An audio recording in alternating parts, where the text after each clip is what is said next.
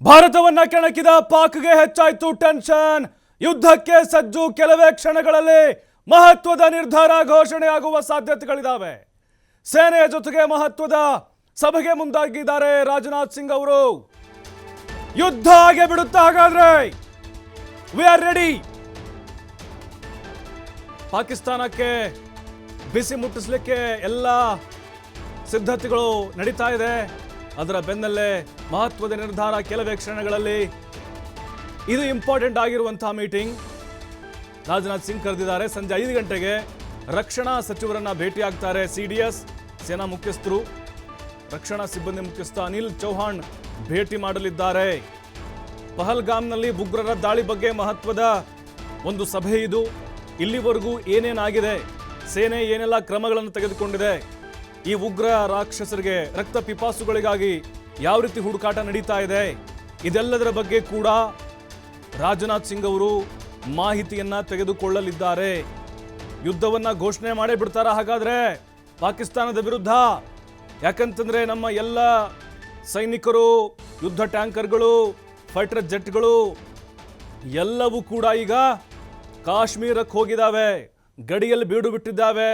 ಈ ಕಡೆಯಿಂದ ಏನಾದರೂ ಗ್ರೀನ್ ಸಿಗ್ನಲ್ ಕೊಟ್ಟರೆ ಆ ಕಡೆಯಿಂದ ಡಿಶುಮ್ ಪಾಕಿಸ್ತಾನದ ಕಡೆಗೆ.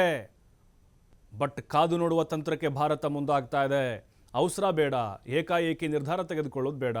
ಪರಿಸ್ಥಿತಿ ಏನಾಗಿದೆ, ಯುದ್ಧವನ್ನು ಮಾಡಿದರೆ ಏನಾಗುತ್ತೆ, ಅದರಿಂದ ಆಗುವಂಥ ಅನಾಹುತಗಳೇನು, ನಮಗೆ ಆಗುವಂಥ ನಷ್ಟಗಳೇನು, ನಮ್ಮ ಟಾರ್ಗೆಟ್ ಇಲ್ಲಿ ಪಾಕ್ನ ಟೆರರಿಸ್ಟ್ಗಳು, ಆ ಪಾಪಿಗಳಿದಾರಲ್ವಾ ಪಹಲ್ಗಾಮ್ ಅಟ್ಯಾಕ್ ಮಾಡಿದಂಥವ್ರು, ಅದನ್ನು ಹೊರತುಪಡಿಸಿದರೆ ಅಲ್ಲಿ ಸ್ಥಳೀಯವಾಗಿ ಕೆಲವೊಂದಿಷ್ಟು ಭಯೋತ್ಪಾದಕರಿದ್ದಾರೆ. ಲೋಕಲ್ ಟೆರರಿಸಮ್ ಅಂತಿದೆ ಅಲ್ವಾ, ಅಂಥವ್ರನ್ನ ಬೇರು ಸಮೇತವಾಗಿ ಮಟ್ಟ ಹಾಕಬೇಕು. ಏನೆಲ್ಲ ಕ್ರಮಗಳನ್ನು ನಮ್ಮ ಸೇನಾಧಿಕಾರಿಗಳು ತೆಗೆದುಕೊಳ್ತಾ ಇದ್ದಾರೆ, ಇಲ್ಲಿವರೆಗೂ ಆಗಿರುವಂಥ ಬೆಳವಣಿಗೆಗಳೇನು, ಇದೆಲ್ಲದರ ಬಗ್ಗೆ ರಾಜನಾಥ್ ಸಿಂಗ್ ಅವರು ಈ ಸಭೆಯಲ್ಲಿ ಕೆಲವೊಂದಿಷ್ಟು ಮಾಹಿತಿಗಳನ್ನು ತೆಗೆದುಕೊಳ್ತಾರೆ, ಸೂಚನೆಗಳನ್ನು ಕೊಡ್ಬೋದು. ಯಾಕಂದರೆ ರಕ್ಷಣಾ ಸಚಿವರು ಅಂತ ಹೇಳಿದ್ರೆ ಅವರ ಅಂತಿಮ ನಿರ್ಧಾರವೇ ಇಲ್ಲಿ ಮುಖ್ಯವಾಗಿರುತ್ತೆ. ಪ್ರಧಾನಿಗಳದ್ದು, ಅದಾದಮೇಲೆ ರಕ್ಷಣಾ ಸಚಿವರದ್ದು, ಅವರ ಆದೇಶವೇ ಇಂಪಾರ್ಟೆಂಟ್ ಆಗಿರೋದ್ರಿಂದಾಗಿ ಈಗ ಅವರು ಕರೆದಿರುವಂಥ ಸಭೆ ಬಹಳ ಮಹತ್ವವನ್ನು ಪಡೆದುಕೊಂಡಿದೆ. ಯಾಕಂದರೆ ಪ್ರತಿಕಾರ ಬೇಕೀಗ ಭಾರತೀಯರಿಗೆ. ಮುಯ್ಯೆ 28 ಜೀವಗಳನ್ನು ಬಲಿ ಪಡೆದಿದ್ದಾರೆ ಹಂತಕರು. ಈಗಾಗಲೇ ಅವ್ರಿಗೆ ಹುಡುಕಾಟ ನಡೀತಾ ಇದೆ. ಈಗಾಗಲೇ ಆ ಉಗ್ರಗಾಮಿಗಳ ಮನೆಗಳನ್ನು ಧ್ವಂಸ ಮಾಡಲಾಗಿದೆ. ಆದರೆ ನಮಗೆ ಬೇಕಾಗಿರೋದು ಅವರು ಏನು ನಮ್ಮ ಪ್ರವಾಸಿಗರ ರಕ್ತವನ್ನು ಹರಿಸಿದಾರಲ್ವಾ, ಅವರ ಹೆಣಗಳು ಬೀಳಬೇಕಾಗಿದೆ.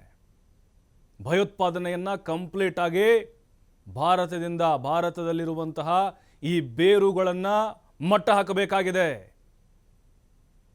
ಈಗ ಯುದ್ಧವನ್ನು ಘೋಷಣೆ ಮಾಡೇ ಬಿಡ್ತಾರಾ ಅಂದರೆ ಅದು ಹೇಳಲಿಕ್ಕಾಗೋದಿಲ್ಲ. ಯಾಕಂದರೆ ಪಾಕಿಸ್ತಾನದಿಂದ ಯಾವ ರೀತಿಯಾಗಿ ನಮಗೆ ಪ್ರತಿಕ್ರಿಯೆಗಳು ಬರ್ತಾ ಇದೆ, ಅದ್ರ ಮೇಲೆ ಡಿಪೆಂಡ್ ಆಗುತ್ತೆ. ಅವರಿಗೆ ನೋಡಿ ಸೈಲೆಂಟ್ ಆಗಿದ್ದಾರೆ. ಆರ್ಭಟ ಆವೇಶ ಭಾರತದ ಮೇಲೆ ಏನೂ ಇಲ್ಲ ಅವ್ರದ್ದು. ಯಾಕೆಂದರೆ ಗೊತ್ತು, ನಮ್ಮನ್ನು ತಡವಿದ್ರೆ ಅಥವಾ ನಮ್ಮನ್ನು ಕೆಣಕಿದ್ರೆ ನಾವೇ ಸೋಲೋದು ಅಂತ ಅವ್ರಿಗೆ ಕನ್ಫರ್ಮ್ ಆಗಿದೆ. ಯಾಕೆಂದರೆ ಸೇನಾ ಸಾಮರ್ಥ್ಯ, ಬಲ, ಆರ್ಥಿಕ ವಿಚಾರ ಇವೆಲ್ಲವುಗಳನ್ನು ನೋಡಿದಾಗ ಅವರು ಸೂಕ್ಷ್ಮವಾಗಿ ನೋಡ್ತಾ ಇದ್ದಾರೆ. ಆದರೆ ನಾವೀಗ ಆ ಕಡೆಯಿಂದ ಏನಾದರೂ ಒಂದು ದಾಳಿ ಆಯಿತಾ, ಅಥವಾ ಅಲ್ಲೇನಾದರೂ ಅವ್ರು ಬಾಂಬ್ ಹಾಕಿದ್ರಾ, ಅಥವಾ ಮತ್ತೇನಾದರೂ ಅಮಾಯಕರನ್ನ ಗುರಿಯಾಗಿಸಿಕೊಂಡು ಗುಂಡಿನ ದಾಳಿ ಮಾಡಿದ್ರಾ, ಈ ರೀತಿ ಮತ್ತೇನಾದರೂ ಕಂಡು ಬಂದರೆ ಖಂಡಿತವಾಗ್ಲೂ ಯುದ್ಧ ಒಂದೇ ನಮಗೆ ಇರುವಂತಹ ಮಾರ್ಗ. ಅದರ ಮೂಲಕ ಪಾಕಿಸ್ತಾನಕ್ಕೆ ಎಚ್ಚರಿಕೆಯನ್ನು ಕೊಡಬೇಕಾಗತ್ತೆ. ಈಗ ಸೇನಾಧಿಕಾರಿಗಳೇನಿದಾರಲ್ವ, ಭೂಸೇನೆ ಆಗಿರ್ಬೋದು, ವಾಯುಸೇನೆ ಆಗಿರ್ಬೋದು ಮತ್ತು ನೌಕಾಸೇನೆ, ಈ 3 ಸೇನೆಗಳು ಕೂಡ ಎಲ್ಲ ಕಡೆ ಬೀಡು ಬಿಟ್ಟಿದ್ದಾವೆ. ನಿರಂತರವಾಗಿ ಆ ಉಗ್ರಗಾಮಿಗಳ ಹೆಡೆಮುರಿ ಕಟ್ಟಲಿಕ್ಕೆ, ಅವರ ಹೆಣವನ್ನು ಕೆಡವಲಿಕ್ಕೆ ಎಲ್ಲ ಥರದ ಕಾರ್ಯಾಚರಣೆಯನ್ನು ನಡೀತಾ ಇದೆ. ಈಗ ಆ ಪೈನ್ ಕಾಡುಗಳಲ್ಲಿ ಹುಡುಕಾಟ ನಡೀತಾ ಇದೆ, ಡ್ರೋನ್ಗಳನ್ನು ಬಳಸ್ತಾ ಇದ್ದಾರೆ. LOCಯಲ್ಲೂ ಕೂಡ ಭದ್ರತೆಯನ್ನು ಹೆಚ್ಚು ಮಾಡಲಾಗಿದೆ. ಬಟ್ ನಮಗೆ ಬೇಕಾಗಿರೋದೀಗ ಪ್ರತಿಯೊಬ್ಬ ಭಾರತೀಯನು ಕೇಳ್ತಾ ಇರೋದು, ಉಗ್ರಗಾಮಿಗಳು, ಭಯೋತ್ಪಾದಕರಿದ್ದಾರಲ್ವ, ಅವರ ರಕ್ತ ಬೇಕು ನಮಗೆ ಅಂತೇಳಿ. ಹಾಗಾಗಿ ಈಗ ಕೇಂದ್ರ ಸರ್ಕಾರ ತೆಗೆದುಕೊಳ್ಳುವಂಥ ನಿರ್ಧಾರ ಬಹಳ ಮುಖ್ಯ ಆಗುತ್ತೆ. ಇಲ್ಲಿ ರಾಜನಾಥ್ ಸಿಂಗ್ ಈಗಾಗಲೇ ಹೇಳಿದ್ದಾರೆ, ಇದರ ಹಿಂದೆ ಯಾರೆಲ್ಲ ಇದ್ದಾರೋ ಮಾಸ್ಟರ್ ಮೈಂಡ್ಗಳು ಅವರ ಸಮೇತವಾಗಿ ನುಗ್ಗಿ ಹೊಡಿತೀವಿ, ಪ್ರತೀಕಾರವನ್ನು ತೀರಿಸ್ಕೊಳ್ತೀವಿ, ಇದು ನಮ್ಮ ಶಪಥ ಅಂಥೇಳಿ ರಾಜನಾಥ್ ಸಿಂಗ್ ಅವರು ಹೇಳಿದ್ದಾರೆ. ಈಗ ಅವರ ಮನೆಗಳನ್ನು ಹುಡುಕಿ ಧ್ವಂಸ ಮಾಡ್ತಿದ್ದಾರೆ ನಮ್ಮ ಭಾರತೀಯ ಸೇನಾಧಿಕಾರಿಗಳು, ಸೈನಿಕರು. ಇನ್ನು ಮುಂದುವರೆದ ಭಾಗವಾಗಿ ಹೇಗೆ ಆ ಉಗ್ರಗಾಮಿಗಳಿಗೆ ಪಾಠವನ್ನು ಕಲಿಸಬೇಕು ಮತ್ತು ಪಾಕಿಸ್ತಾನ ಇಲ್ಲಿ ಅಂತಾರಾಷ್ಟ್ರೀಯ ಮಟ್ಟದಲ್ಲಿ ನಾನೇನು ಮಾಡಿಲ್ಲ, ನಾನು ಸಾಚ ಅಂಥೇಳಿ ಅವರು ನಿರಂತರವಾಗಿ ಬೊಗಳ್ತಾನೆ ಇದ್ದಾರೆ. ಅಂದರೆ ನಾವು ಈಗ ಭಾರತೀಯರೇನಿದ್ದೀವಿ, ಯುದ್ಧ ಘೋಷಣೆ ಮಾಡುವಂತಹ ಒಂದು ಸಮಯ ಬಂದರೆ ಯಾವ ರೀತಿಯಾಗಿ ಈ ಸಂದರ್ಭದಲ್ಲಿ ಇರಬೇಕಾಗತ್ತೆ ನೋಡಿ. ಜಮ್ಮು ಕಾಶ್ಮೀರದಲ್ಲಿ ಆಲ್ರೆಡಿ ಬಂಕರ್ಗಳನ್ನು ಕ್ಲೀನ್ ಮಾಡ್ತಾ ಇದ್ದಾರೆ. ಯಾವಾಗ ಬೇಕಾದರೂ ಯುದ್ಧ ಸಾರುವ ಸಾಧ್ಯತೆಗಳಿದ್ದಾವೆ. ಆದರೆ ಭಾರತ ಏನು ಮಾಡ್ತಾ ಇದೆ ಅಂತ ಹೇಳಿದ್ರೆ ಕಾದು ನೋಡ್ತಾ ಇದೆ.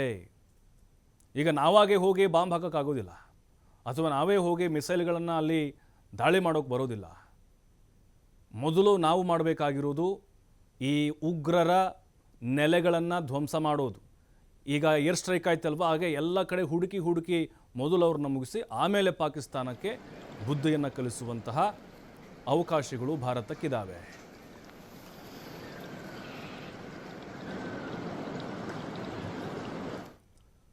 ಪಹಲ್ಗಾಮ್ ದಾಳಿ ಬಗ್ಗೆ ಮತ್ತಷ್ಟು ಸ್ಫೋಟಕ ಮಾಹಿತಿಗಳು ಹೊರಬೀಳುತ್ತಾ ಇದ್ದಾವೆ. ಬೈಸರನ್ ವ್ಯಾಲಿಯಲ್ಲಿ ಅಂಗಡಿಯಿಂದ ಇಬ್ಬರು ಉಗ್ರರು ಎಂಟ್ರಿ ಕೊಟ್ಟಿದ್ದಾರೆ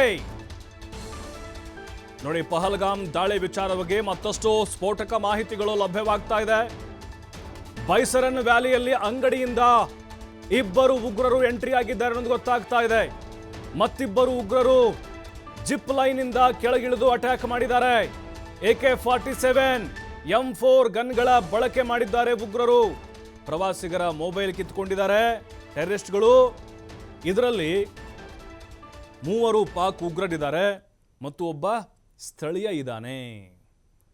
ಕೊಕ್ಕರ್ನಾಗ್ ಅರಣ್ಯ ಪ್ರದೇಶ ಇದೆ ಅಲ್ವಾ, ಅಲ್ಲಿ 35 ನಿಮಿಷ ಕಾಲ್ನಡಿಗೆಯಲ್ಲಿ ಅವರು ಆಗಮಿಸಿದ್ದಾರೆ.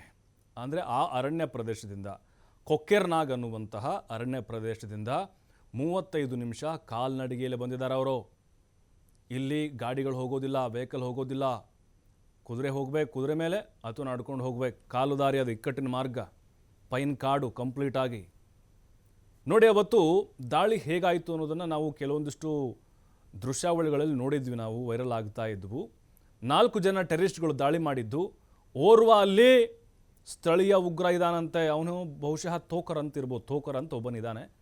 ಅವನು 2018ರಲ್ಲೇ ಪಾಕಿಸ್ತಾನಕ್ಕೆ ವಿದ್ಯಾರ್ಥಿ ವೀಸಾ ಮೇಲೆ ಹೋಗಿದ್ದ. 2024ಕ್ಕೆ ವಾಪಸ್ ಬರುವಾಗ ಈ 3 ಉಗ್ರರನ್ನು ಅವನು ತನ್ನ ಜೊತೆ ಕರೆದುಕೊಂಡು ಬಂದಿದ್ದ. ವಿದ್ಯಾರ್ಥಿಯಾಗಿ ಹೋದವನು ಭಯೋತ್ಪಾದಕ ಕಾಶ್ಮೀರಕ್ಕೆ ಬಂದ. ಈಗೆಲ್ಲ ಅವ್ರ ಮನೆಗಳನ್ನು ಧ್ವಂಸ ಮಾಡಿದ್ದಾರಲ್ಲಿ. AK-47 ಗನ್ ಅವ್ರ ಜೊತೆಗೆ M4 ಗನ್ನು, ಬಹಳ ಹೈಟೆಡ್. ಅಂದರೆ ಈ M4 ಗನ್ಗಳೇನಿದಾವಲ್ಲ, ಬಹುದೂರ ಗುರಿಯಾಗಿಸಿಕೊಂಡು ಹೊಡೆಯುವಂತಹ ಗನ್ಗಳಾಗಿದ್ದಾವೆ. ಪ್ರವಾಸಿಗರ ಮೊಬೈಲನ್ನು ಕಿತ್ಕೊಳ್ತಾರೆ ಉಗ್ರರು. ಅಲ್ಲಿ ಅಂಗಡಿಯಿಂದ ಬೈಸರ್ನ್ ವ್ಯಾಲಿ ಅಲ್ಲೇನೋ ಕಣಿವೆ ಪ್ರದೇಶ ಇದೆ, ಟೆಂಟ್ಗಳನ್ನು ಹಾಕಿದ್ರು. ಅಲ್ಲಿ ಸ್ನ್ಯಾಕ್ಸು, ಕೂಲ್ ಡ್ರಿಂಕ್ಸು ಅಂಗಡಿಗಳನ್ನು ಇಟ್ಟಿದ್ದಾರೆ. ಆ ಅಂಗಡಿಯಿಂದ ಇಬ್ಬರು ಉಗ್ರರು ಎಂಟ್ರಿ ಕೊಟ್ಟಿದ್ದಾರೆ. ಮತ್ತಿಬ್ಬ ಉಗ್ರರು ಜಿಪ್ ಲೈನಿಂದ ಕೆಳಗಿಳಿದು ಅಟ್ಯಾಕ್ ಮಾಡಿದ್ದಾರೆ. ಈ ವಿಡಿಯೋಗಳು ಕೂಡ ಈಗ ಒಂದೊಂದೇ ಹೊರಗಡೆ ಬರ್ತಾ ಇದೆ. ಅವತ್ತು ಅಟ್ಯಾಕ್ ಮಾಡಿದಂಥವ್ರು ಏನಿದ್ದಾರೆ, ನಾರ್ಮಲ್ ಆಗೇ ಬಂದು ಹೊಡೆದಿದ್ದು. ಅದು ಕೆಲವೊಬ್ಬರು ಸೇನಾಧಿಕಾರಿಗಳ ಸಮವಸ್ತ್ರಗಳನ್ನು ಧರಿಸಿದ್ರು ಅಂತ ಹೇಳ್ತಿದ್ರು. ಕೆಲವೊಬ್ಬರು ಆ ಕಾಶ್ಮೀರಿ ಅಥವಾ ಈ ಪಾಕಿಸ್ತಾನಿಗಳು ಹಾಕ್ಕೊಂತಾರಲ್ಲ ಫುಲ್ ಗೌನು, ಆ ಥರ ಡ್ರೆಸ್ಗಳನ್ನು ಹಾಕಿದ್ರು ಅಂತ ಕೆಲವೊಬ್ರು ಹೇಳ್ತಿದ್ರು. ಅಂದರೆ ನಮಗಿಲ್ಲಿ ಗೊತ್ತಾಗ್ತಾ ಇರೋದು, ಇದೆಲ್ಲವೂ ಕೂಡ ಹೊಡಿಬೇಕು ಅಂತಲೇ ಬಂದಿದ್ದೆವರು. ಆ ಕೊಕ್ಕರ್ನಾಗ್ ಅರಣ್ಯ ಪ್ರದೇಶದಿಂದ 35 ನಿಮಿಷಗಳ ಕಾಲ ನಡೆದುಕೊಂಡು ಬಂದಿದ್ದಾರೆ. ಅಂದರೆ ಸುಮಾರು 6-7 ಕಿಲೋಮೀಟರು ಅವ್ರಿಗೆ ಮತ್ತು ಈ ಪಹಲ್ಗಾಮ್ ಇದೆಯಲ್ವಾ, ದಾಳಿ ಆದಂಥ ಒಂದು ಪ್ರದೇಶ ಇದೆಯಲ್ವಾ, ಅವರಿದ್ದಂಥದ್ದು ಮತ್ತು ಇಲ್ಲಿ ಇವರು ಪ್ರವಾಸಿಗರಿದ್ದಂಥ ಒಂದು ಪ್ರದೇಶಕ್ಕೆ ಇರುವಂಥ ಡಿಸ್ಟೆನ್ಸ್ ಅದು. ನಡೆದುಕೊಂಡು ಬಂದು ಇವರು ಏನು ಪ್ರವಾಸಿಗರು ಎಂಜಾಯ್ ಮಾಡ್ತಾ ಇದ್ದರು, ಆಟ ಆಡ್ತಿದ್ರು ಮಕ್ಕಳ ಜೊತೆಗೆ, ಅದನ್ನು ನೋಡಿನೇ ಗುರಿಯಾಗಿಸಿಕೊಂಡು ದಾಳಿಯನ್ನು ಮಾಡಿರೋದು. ಪ್ಲ್ಯಾಂಡ್ ಅಂತ ಅಲ್ಲ ಇದು, ಇವ್ರಿಗೆ ಗೊತ್ತು ಈ ಸಂದರ್ಭದಲ್ಲೇ ಅಂದರೆ ಈ ತಿಂಗಳಲ್ಲೇ ಏಪ್ರಿಲ್ ತಿಂಗಳಲ್ಲಿ ಜಾಸ್ತಿ ಪ್ರವಾಸಿಗರು ಪಹಲ್ಗಾಮ್ ಬೈರಸನ್ ವ್ಯಾಲಿಗೆ ಬರ್ತಾರೆ ಅಂಥೇಳಿ ತುಂಬಿ ತುಳುಕ್ತಾ ಇರುತ್ತೆ ಅಂಥೇಳಿ ಬಂದು ಒಂದು ಎಚ್ಚರಿಕೆ ಸಂದೇಶ ಕೊಡೋಣ ನಾವು ಅಥವಾ ಹಿಂದೂಗಳ ನರಮೇಧವನ್ನು ಮಾಡೋಣ ಅಂಥೇಳಿ ಭಾರತಕ್ಕೆ ಒಂದು ವಾರ್ನ್ ಮಾಡೋಣ ಅನ್ನುವಂತಹ ಉದ್ದೇಶ ಇಟ್ಕೊಂಡು ಬಂದು ಸಿಕ್ಕವರ ಮೇಲೆ ಗುಂಡಿನ ದಾಳಿಯನ್ನು ಮಾಡಿದ್ದಾರೆ. ಅದು ಪರ್ಟಿಕ್ಯುಲರ್ಲಿ ನೀನು ಹಿಂದೂನಾ ಮುಸ್ಲಿಮಾ ಅಂಥೇಳಿ ಗುರುತು ಮಾಡಿ ಹೊಡೆದಿದ್ದಾರೆ.